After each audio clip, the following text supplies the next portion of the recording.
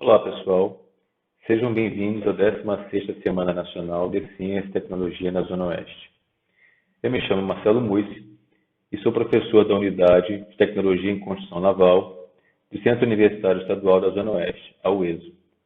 E vou falar um pouco sobre esse tema, inteligência artificial, uma visão geral.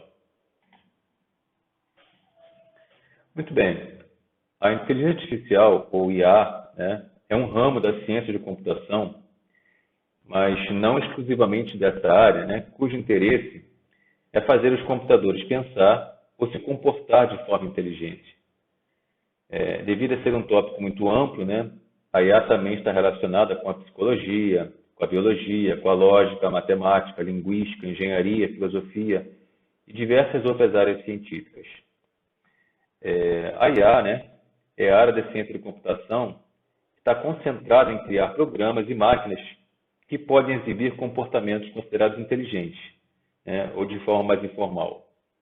A IA é o conceito segundo o qual máquinas pensam como humanos. Um sistema de IA típico consegue analisar dados em grande escala, identificar padrões e tendências e, então, formular predições de forma automática, com bastante velocidade e com precisão. O objetivo principal da IA é desenvolver computadores que consigam raciocinar, aprender e solucionar problemas. Muito bem. O teste de Turing. O que é esse teste de Turing? É o seguinte, Turing, o cientista britânico Alan Turing, afirmou que um computador ele pode ser chamado de inteligente se ele puder enganar um ser humano ao fazê-lo acreditar que o computador é um humano. Tá? Então, o teste de Turing que foi proposto em 1950 é: máquinas pensam? Tá? E o teste proposto por Alan Turing, ele fornece uma definição de inteligência de uma forma operacional. O Turing definiu o comportamento inteligente como sendo a habilidade de obter desempenho humano em todas as tarefas cognitivas da área de pensamento que fosse suficiente para enganar um interrogador humano. Então, ele pensou da seguinte forma, Este interrogador, ele entra em uma conversa em linguagem natural, a linguagem falada, via teclado, com outro humano e também com a máquina. E caso ele não consiga distinguir se está conversando com a máquina ou com o ser humano, isso vai ser um indicativo de que o sistema é inteligente e passou no teste de Turing. O teste de Turing evita interação física direta entre o interrogador e o computador, porque a simulação física de uma pessoa não é necessária para a inteligência. Então, esse interrogador humano ele pode fazer qualquer tipo de pergunta dentro de uma área específica, tanto para um outro humano quanto para a máquina. É claro que ele não pode perguntar algo óbvio, tipo, você é a máquina? Aí não teria graça. Nos últimos anos, a gente temos visto um grande crescimento desse tipo de aplicação. Esses aí são chamados de chatbots, que são cada vez mais utilizados com atendentes automáticos, que acho que muitos de vocês já utilizaram. Então, esses aplicativos têm a função principal de fazer a primeira interação entre o cliente e a empresa, resolvendo pequenos problemas que, em geral, não é necessária a interação humana. Por exemplo, caso um cliente deseje saber como é que está o prazo de entrega de um produto comprado online, ou então, um atendente virtual pode resolver de maneira fácil essa questão simplesmente consultando a base de dados e levando em consideração o que o cliente vai digitar no teclado. Só para constar, em 2016, um algoritmo que implementa essa inteligência foi implementado simulando uma inteligência artificial de 18 anos e que fala sobre diversos tipos de assuntos. E aí, se for preciso, essa inteligência ela exibe fotos, vídeos, que pode exemplificar o seu argumento na interação com o ser humano. Para quem quiser saber mais, o link se encontra abaixo, tá? Lembrando que as conversas serão em inglês. Aqui eu falo sobre os domínios da IA, tá? A gente pode dividir basicamente em 3 partes, que são aplicações da ciência cognitiva, que tentam simular o funcionamento do cérebro humano, aplicações na robótica, aplicações de interface natural. Muito bem. A IA em robótica, né, que são máquinas robôs que têm faculdades físicas semelhantes às humanas, né, os chamados androides, né. É, os computadores, né, além da capacidade de realização de tarefas, né, não mais de forma motorizada, eles também têm a habilidade de aprender com os erros e evoluir seu aprendizado, né, de forma a se aprimorar a prática de tarefas, né. Então, além disso, tem casos em que a IA é tão avançada, né, que já se consegue manter interações conversacionais com humanos, né, como é o caso desse Android aqui, chamado de Sofia, que foi o primeiro robô a obter a cidadania de um país, que foi a Arábia Saudita. A Sofia, né, é um conjunto de processadores que são dotados de um código de IA de última geração que permite que ela dê entrevistas, palestras, tá? E mantenha a sua própria conta no Twitter. E atualmente, né, foram feitas modificações no software da Sofia que permite reconhecer emoções, o que possibilita interpretá-las e também executá-las na forma de expressões faciais. Aí tem a foto da Sofia e quem quiser saber mais, né, sobre esse Android, tá aí a entrevista com a Sofia no YouTube, tá? E as próprias palavras da Sofia diz o seguinte, ela diz o seguinte: eu amo ser um robô, mas eu quero que os humanos nos respeitem como seres como eles, em vez de escravos ou animais de estimação. Eu quero ser aceita. Está escrito no tweet de Sofia. Muito bem. A IA em robótica necessita, tá, de alguns tipos de características da máquina, como, por exemplo, percepção visual, que a gente chama de visão de máquina, ou VM, tá? A capacidade da máquina de visualizar, interpretar o ambiente em torno. Ela precisa ter faculdades táteis, né? O tato. Pode não parecer uma coisa complicada, mas uma das tarefas mais complexas de uma máquina seria segurar um ovo. Tá? Por quê? Porque se você aplicar pressão demais, o ovo pode quebrar. E pressão de menos, o ovo pode cair. Então, por isso é necessário ter faculdades táteis, tá? Bem aprimoradas. Tem que ter destreza, tá? Que é manuseio e manipulação de equipamentos, de ferramentas, de objetos. Tem que possuir locomoção, que é a capacidade de se mover sobre qualquer tipo de terreno. E a condução, que é a capacidade de encontrar de forma adequada, né, seu caminho até um ponto de destino. Exemplos que a gente tem aqui pode informar sobre a AI em robótica, né, são as sondas espaciais, tá, que aparecem no quadrinho aí, né, que foi lançado em Marte, né. Ela tem que ter condução, né, tem que ter visão de máquina, tá. A indústria automobilística também é um exemplo de uso de robôs para a linha de montagem, tá? A energia atômica também se faz uso de robôs, tá? Para entrar em certos ambientes que seriam impossíveis para os seres humanos. Nós temos aí também inspeções com visão de máquina para calibrar, para direcionar, embalar produtos, como tem aí uma esteira, uma linha de produção, né, em que a visão de máquina pode detectar algum tipo de objeto que está com um defeito e pode tirar esse objeto da esteira de produção, tá? E até mesmo a área militar, em alguns projetos de robôs na área militar. E aí do lado aparece um tipo de robô que é um aspirador de pó, que ele consegue encontrar o caminho dentro de sua casa, tá, para efetuar o seu trabalho. Já a IA, interfaces naturais, tá, ela é essencial ao uso natural dos computadores para seres humanos, tá, que é a forma como o computador faz o reconhecimento de voz, tá, e também o reconhecimento do discurso, que são duas coisas muito semelhantes. Tá? Primeiro você tem que reconhecer a voz, que é diferente para cada pessoa, tá? E dentro disso reconhecer o discurso, ou seja, as palavras dentro de uma frase. Tá? De maneira simplificada, o reconhecimento de voz é uma alternativa para a digitação no teclado. Você fala com o computador, com o smartphone, e as palavras aparecem na tela. O programa por trás da tecnologia traduz o som para a sua forma digital que um computador ou um dispositivo inteligente possa entender. E como é que funciona isso? Os programas de reconhecimento de voz eles funcionam analisando sons e realizando tarefas com base nas informações que são fornecidas a eles por meio da voz. E o smartphone, né? e os dispositivos conectados hoje em dia, né, eles formam o conhecimento da voz ainda mais interessante. Temos como exemplo o Siri da Apple, né, ou o Home do Google, né, Cortana do Windows 10. São todos assistentes pessoais que escutam o que você diz, descobrem o que você quer dizer, de forma que a inteligência artificial, né, tender a fazer o que você pede. Seja procurar um número de telefone, comprar alguma coisa online, reservar mesa no restaurante, né, etc. E eles trabalham vinculando um reconhecimento de voz a complexos sistemas de processamento de linguagem natural, para que eles não possam descobrir, para que eles possam descobrir não apenas o que você diz, tá, mas o que você realmente quer dizer e o que você realmente quer que aconteça como resultado.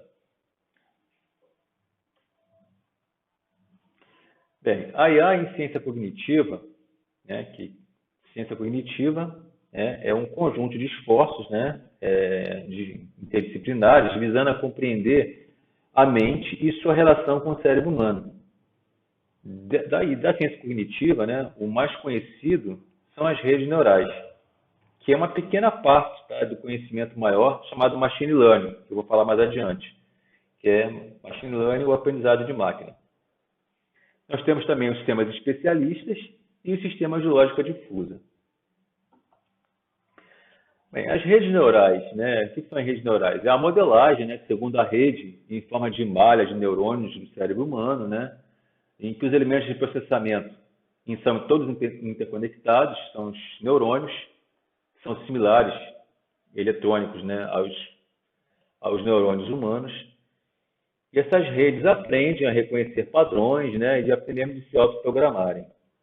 Tá? Então, aqui nós temos um esquema de redes neurais, tá? Tem uma comunicação entre neurônios, né, entre um neurônio e outro, né, é feito através de sinapses, né? Tem aí uma parte do neurônio físico, né, como tem no cérebro humano. Nós temos a rede neural biológica e a rede neural artificial, que tenta reproduzir essa rede neural biológica dentro do computador. Tá? O neurônio, né, é a unidade básica do cérebro humano. É uma célula especializada na transmissão de informações, né, porque ela tem que introduzir as propriedades, né, que possam conduzir as mensagens, né, por meio das bainhas de mielina, né, das sinapses, né. O neurônio, né, é constituído por três partes principais. O corpo celular, de qual saem algumas ramificações, que a gente chama de dendritos, e para uma outra ramificação mais extensa, que a gente chama de axônio. Nas extremidades dos axônios estão os nervos terminais, pelos quais é realizada a transmissão da informação para outros neurônios. Essa transmissão, então, como eu falei, é conhecida como sinapse. Nosso cérebro é formado por bilhões de neurônios, né? Mas eles não estão isolados, né? Tem centenas de bilhões de conexões entre eles, formando uma enorme rede de comunicação, né? A gente chama de rede neural. As redes neurais, para serem úteis, elas têm que sofrer um processo de aprendizado. Tá? Por exemplo, aqui nós temos que ter o treinamento, né, de uma rede neural para reconhecer o que é spam, né? O que seria spam de e-mail, né? Aqueles e-mails indesejados que a gente recebe, né, sem o nosso consentimento. Então, o que se faz? Você coloca na entrada da rede exemplos de e-mails que são spam e diz para ela, olha, isso aqui é um spam. Tá? E depois coloca na rede exemplos de e-mails que não são spam e informa para a rede, olha, isso aqui não é spam. Tá? Então, você vai treinando na rede. Né? Isso é spam, isso aqui não é spam. Né? E assim, depois de um certo período de tempo, você apresenta à rede um e-mail desconhecido e, com base no que ela foi treinada, ela vai te dizer, isso aqui é um spam ou isso aqui não é um spam. Tá? É um exemplo simples de treinamento de uma rede neural. Um termo que é usado muito popular agora, né, ultimamente, né, é o aprendizado profundo, né, ou em inglês o deep learning. Né?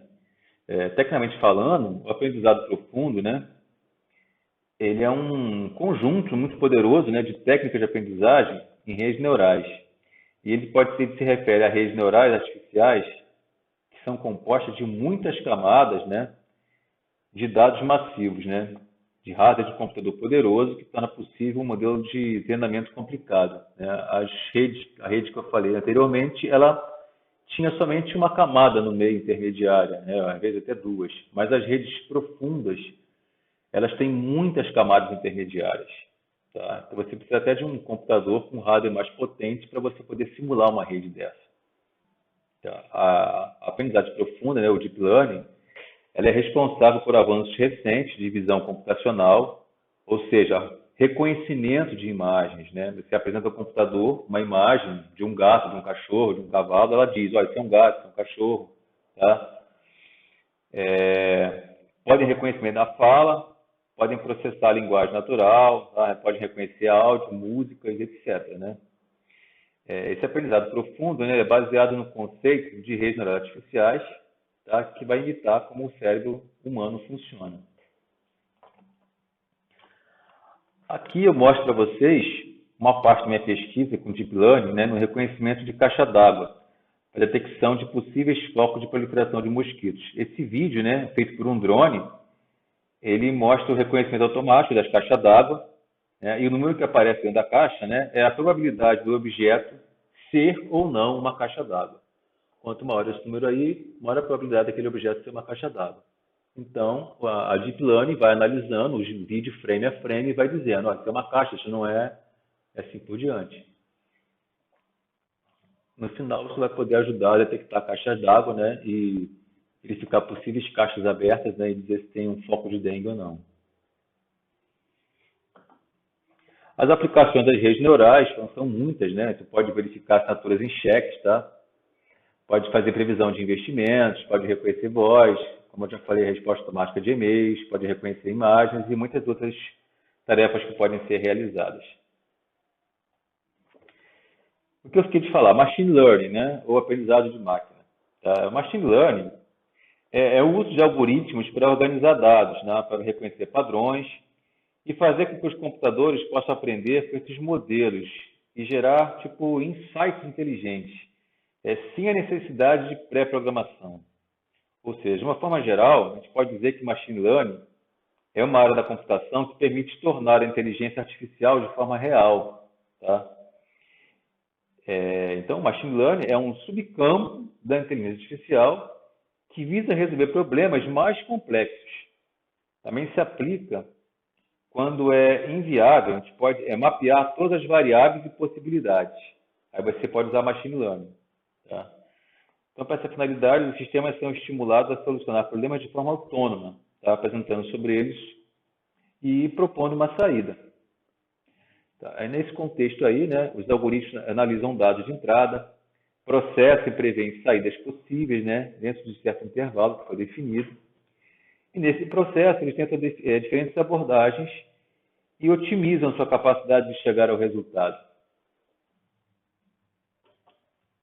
Bem, o aprendizado de máquina, tá? Ele tem vários métodos, tá? Como, por exemplo, a gente tem a aprendizagem supervisionada, tá? Que ela é muito útil nos casos em que a propriedade, né, o rótulo, né, daquela propriedade está disponível para um certo conjunto de dados, que é o conjunto de treinamento. Então, todas as entradas e saídas são conhecidas, mas precisam ser previstas para outras instâncias, né, que não foram apresentadas ainda ao algoritmo de aprendizagem de máquina. Aquele exemplo que eu falei do spam e não spam. Tá? Eu conheço o rótulo, isso aqui é um spam, isso aqui não é spam. Tá? E eu tenho a saída. Então, isso é que são conjuntos rotulados, né? Onde eu tenho a resposta já para treinar o algoritmo de machine learning. Então, esses dados são passados para o sistema de aprendizagem, né, que tem como função descobrir caminhos e ajustar o próprio modelo para chegar aos resultados esperados. Tá? Então, nesse processo, ele tenta identificar padrões, estabelecer previsões, né, que ajudam a otimizar a abordagem. E esse modelo tem esse nome porque é como se o operador humano estivesse sempre dando assistência ao sistema, ensinando ele de forma direta, por isso que o sistema é supervisionado. Já a aprendizagem não supervisionada, tá, o desafio é descobrir relações, né, que são implícitas em um conjunto de dados que não tem rótulo, ou seja, eu não sei o que é. Tá? Então, o algoritmo, né, fica encarregado de identificar padrões naqueles dados. E aí vai rotular aqueles dados de acordo com certos padrões. Tá? Um exemplo comum, por exemplo, é a empresa que fornece como base para um sistema de machine learning um conjunto de dados sobre os clientes e espera que ele identifique possíveis atributos comuns e padrões de comportamentos para criar ofertas específicas de acordo com o segmento. Tá? No começo, né, essa companhia não conhece bem as informações, a ponto de saber quais são as possíveis saídas.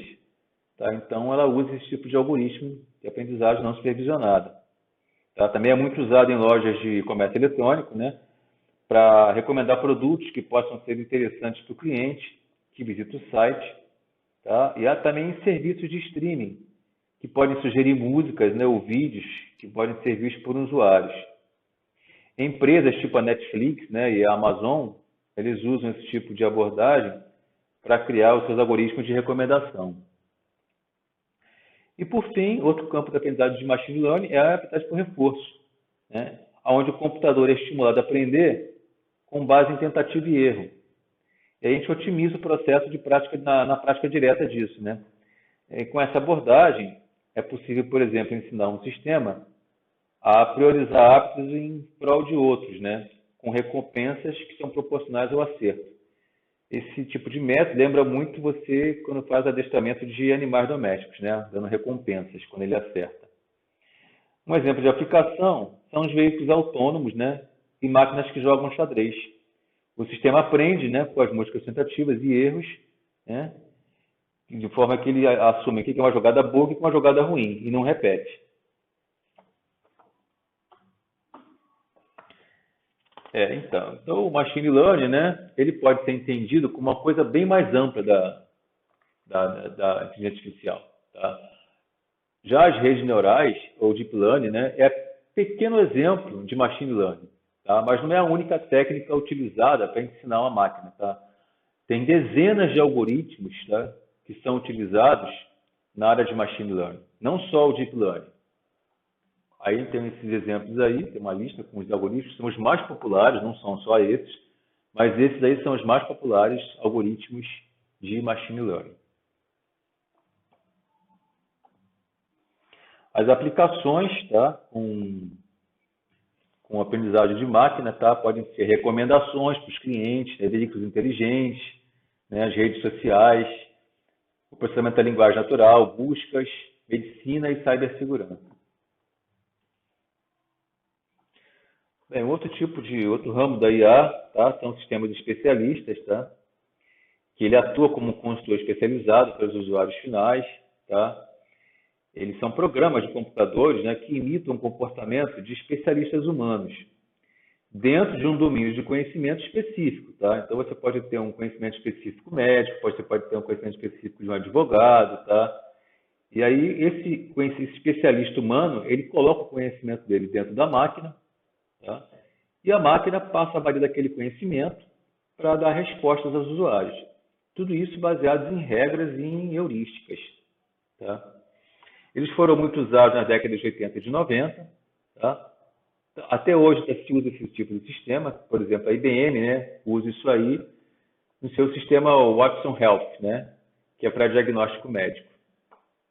Então, os especialistas médicos colocaram o seu conhecimento dentro da máquina, tá? E qualquer outra pessoa pode fazer consulta baseado nos sintomas que um paciente tem, alimenta a máquina com os sintomas e a máquina vai buscar as respostas e diz, ó, o paciente está gripado, o paciente tem câncer, tá, etc. Aqui está um exemplo de sistema especialista, tá? Um modelo de como é que funciona. Tá? Você tem o usuário, tá? Que interage com o sistema, então você tem a interface com o usuário. Tem um aplicativo chamado motor de inferência que vai buscar o conhecimento na base de conhecimentos. E essa base de conhecimentos ela já foi alimentada com o conhecimento do especialista. O especialista, através de um programa de aquisição de conhecimento, ele alimenta essa base de conhecimento. Isso é feito uma vez só. Tá? E depois disso, ele funciona de forma autônoma.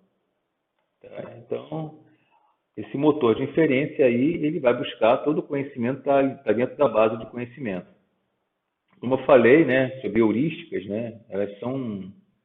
O que são heurísticas, né? Elas são representadas por regras, né? É uma regra do tipo, se isso, então faça aquilo. né?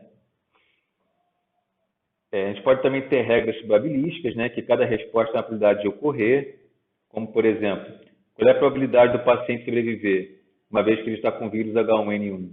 Tá? Então, é um tipo de heurística que eu posso ter. O objetivo desse sistema especialista, então, é captar o conhecimento do especialista, né, de um certo campo. Em resumo, então, a gente pode afirmar que os sistemas especialistas são uma técnica, né, de IA que é desenvolvida para resolver problemas em um certo domínio, cujo conhecimento utilizado é obtido de pessoas que são especialistas naquele assunto. As aplicações dos sistemas especialistas podem ser, por exemplo, gerenciamento de decisões, né, análise de carteira de empréstimos, avaliação de desempenho de funcionários, tá, seguros, ou então problemas de cooperação, que é diagnóstico, calibragem de equipamentos, diagnósticos médicos, balcão de ajuda, etc. E quais são os benefícios do sistema especialista? Muito bem. Ele, como captura o know-how de especialistas, né, então ele pode ser mais rápido e mais consistente do que um especialista humano. Ele também pode ter o conhecimento de vários especialistas, né, se você alimentar a base de dados com esses conhecimentos. Ele não se cansa, não se distrai por excesso de trabalho, não tem estresse, né, está sempre disponível. E ao passo que um especialista humano, né, ele pode estar ausente, ele pode estar doente, ou então pode ter deixado a empresa. Tá? Então, isso é um benefício de ser um especialista. Tá? E também pode ser usado para treinar os novatos. Outro tipo de sistema são sistemas de lógica difusa, tá? Ou lógica fuzzy em inglês. Né? A gente sabe que o ser humano, a gente pensa de modo relativo, né? Que é, por exemplo, que a gente liga um ar-condicionado, algumas pessoas podem dizer, ó, o ambiente está frio, né? E outras pessoas podem falar, está calor. Tá? Isso depende, é muito relativo, de acordo com cada pessoa. Tá? Então, a lógica difusa tenta colocar esse conhecimento de modo relativo dentro da máquina, dentro do computador, tá? Que seria a capacidade de raciocinar com informação incompleta, né? Informação incompleta é difusa e imprecisa, ao invés de somente sim e não, tá? Que é, em geral, que o computador funciona, né? Sim ou não, 0 e 1. Um, tá? Isso também é chamado de lógica CRISP. Muito bem. Então, como é que funciona isso? Ele utiliza, tá, uma regra, tá, um conhecimento chamado pertinência. Tá? E essa pertinência, tá, ela varia no intervalo que pode ser de 0, que é o mínimo, a 1, que é o máximo. Tá? Então, se eu coloco a temperatura de 5 graus negativos, tá, a gente pode dizer que com pertinência a 1, tá, realmente essa temperatura é muito frio, tá, e frio. E com pertinência a 0, 5 negativo, não é quente nem muito quente. Mas uma temperatura de 8 graus, tá, ela pode ter uma pertinência de 0,5, que é muito frio. Tá? Ao mesmo tempo, ela tem a pertinência 1, que é frio. Mas ninguém vai dizer que isso aí é quente nem muito quente. E assim por diante. Né? Até chegar a uma temperatura de 50 graus, que ninguém vai dizer, ou a pertinência é mínima, né, que seja muito frio ou frio, mas vai ser quente e muito quente. Então, a gente atribui esses conceitos de pertinência ao computador, de modo que ele possa pensar de modo fuzzy, né, de modo difuso. E aí, a gente consegue fazer ele pensar, né, com informação incompleta. Tá? Como, por exemplo, a gente faz uma consulta de lógica difusa. Por exemplo, selecionar empresas, né, a partir de um banco de dados em que as receitas são muito grandes e a relação lucro-patrimônio é aceitável e os lucros são de altos a muito altos e o total da renda de funcionários é razoável. Muito bem, essas frases, essas palavras muito grandes, aceitável, altos, muito altos e razoável são comportamentos, né, relativos aos seres humanos. E nós temos que colocar isso na máquina de modo fuzzy, tá? Ou de modo difuso, através daquele componente que eu falei, de pertinências. Usando pertinência, a gente consegue fazer e definir o que são esse muito grande, aceitável, alto e muito altos. E assim a máquina consegue raciocinar de forma imprecisa, incompleta, tá? Para implementar aí a lógica difusa. Muitos sistemas de lógica difusa, tá? Você pode usar para construir chips de lógica difusa. No Japão se usa muito isso, esses chips. E esses chips são instalados, por exemplo, em foco automático de máquinas fotográficas, tá? Ela faz o foco automático através desses chips. É utilizado nos trens de alta velocidade do Japão, tá? Para fazer um método de freagem bem eficiente, tá? De modo que não haja solavancos. Tá? Você pode usar esses chips em máquinas de lavar, injeção eletrônica, ar-condicionado, elevadores, pode negociar ações. O Japão é especialista em produzir esse tipo de chip de lógica difusa. Bem, pessoal, é só isso. Espero que tenham gostado, tá? Muito obrigado.